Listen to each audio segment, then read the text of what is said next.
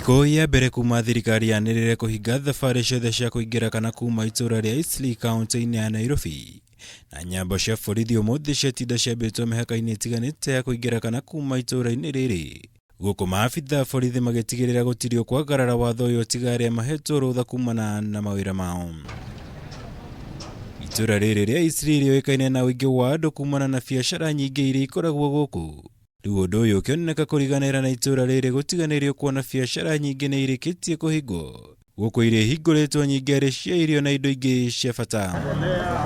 Aikari a gũkũ ona kũrĩ ũguo makĩonania ũregani wao na watho ũyũ wa kũhinga Eastleigh, maugĩte nĩ marabatie kũheo ihinda rĩiganu nĩguo gwĩbanga kuona aingĩ ao marutaga wĩra wa cibarua harĩ gwethera famĩlĩ ciao.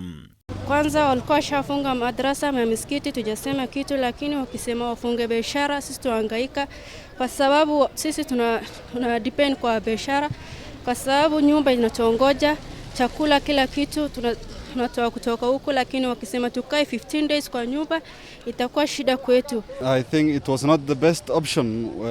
People should have been given a time, like a few days, like maybe 2 days or 3 days to prepare for this thing.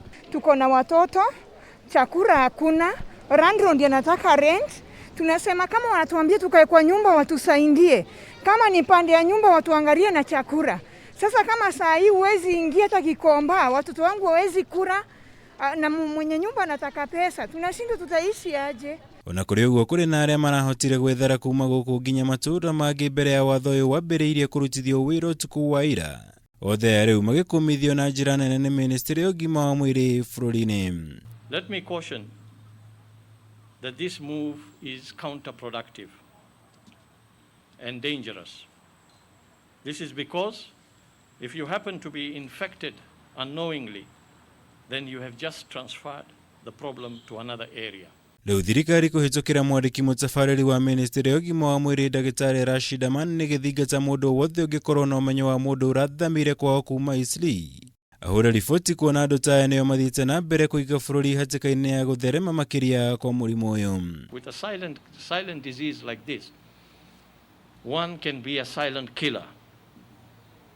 By moving out, there are the chances that you will be spreading this disease to others.